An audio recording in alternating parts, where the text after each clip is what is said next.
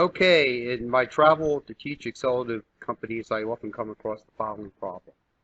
I've downloaded stuff from the internet, somebody will tell me, and I've tried to trim out spaces, and I can't do any math on what I got the data from the internet. So this has happened to people at Microsoft that I've taught. It's happened to my students who downloaded data from the Edgar SEC or Securities and Exchange Commission site. So the question is, what do you do if you download stuff from the internet or you get it from a database? And this happened to me when I downloaded stuff from Yahoo Sports and basketballreference.com. And basically, I couldn't do any math on the data until I used the trick I'm going to show you in this video. So the file is cleanexample.slxs.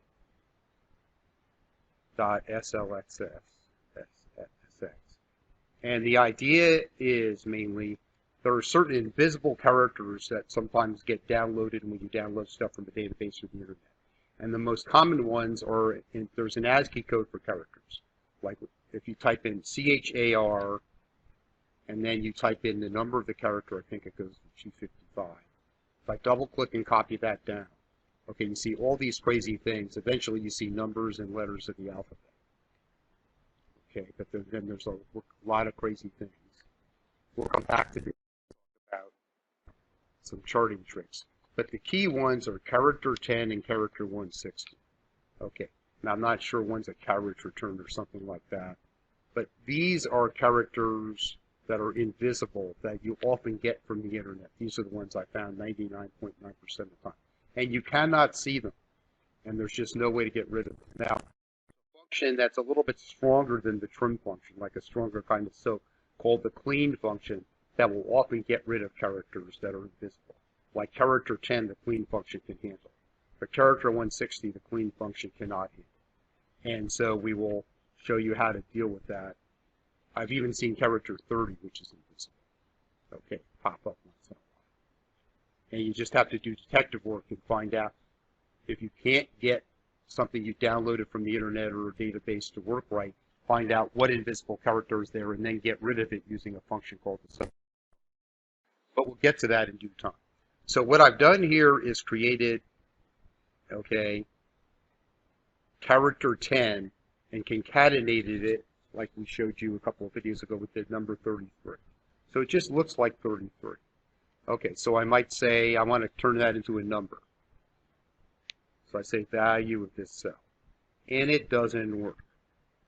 Okay, it gives a value error because it just can't make that into a number. Okay, but there is a clean function we could try here. So what I should say here is value fails on E5.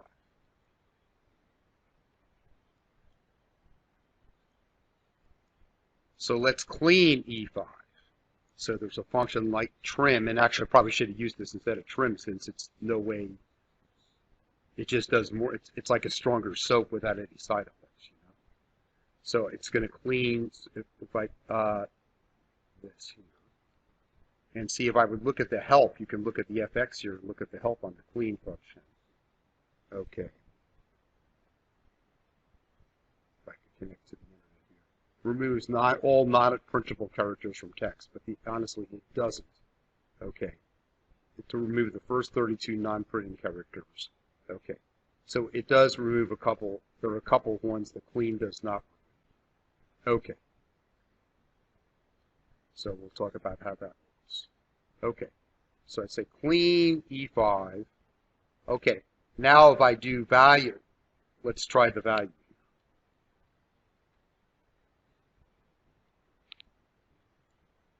I think we'll have success. It works. Okay?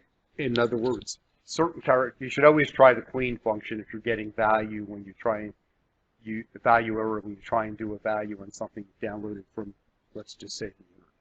Okay. Now, character 160, this trick doesn't work. Let's show you.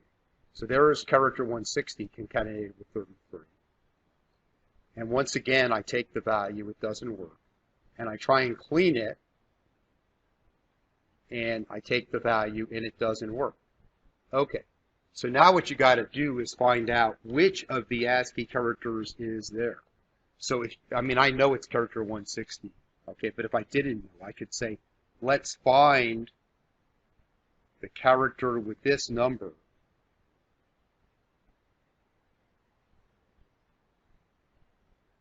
within this cell starting at character 1 and see if there's any of those. You'll usually get value errors. Okay, don't worry about that. But if you go down to 160, copy down, sorry.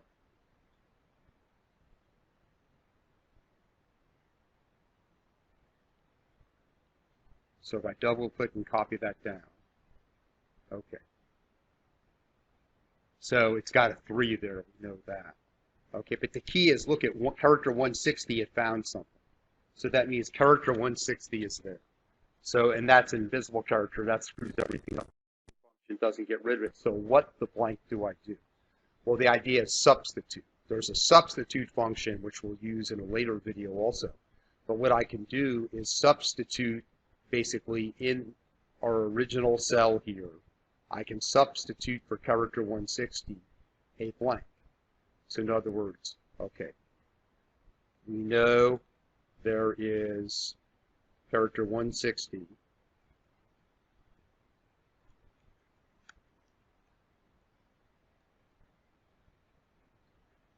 in cell H6.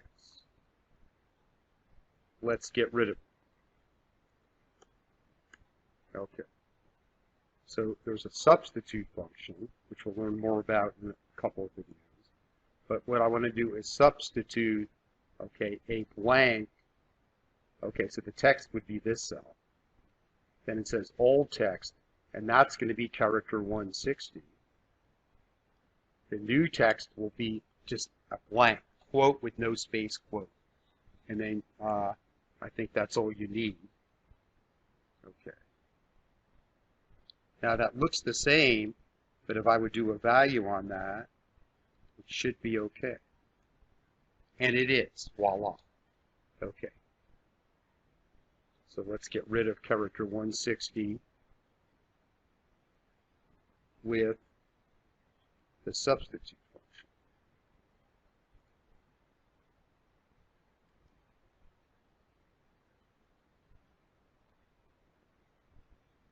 Value function now works. Now this trick, if this trick becomes relevant to your work, you will love it, because basically it can take a problem which you cannot solve. You might have 1,000 numbers you get from the internet, and basically if they all have character 160, you can do nothing with them. Okay, except manually try and, I don't know, type in what number it is. But this would automate basically changing the text with the invisible characters to numbers, and then you can do your math on it using all the great Excel functions we've learned about and will learn about. Okay, so I think that was quite useful. Now, the next video will show you a great feature of Excel 2013, which I call text functions for dummies. Okay, and it's called flash fill. But if it's 5 at 5 and you need to have something done by 5 o'clock, I'd use flash fill rather than the text function.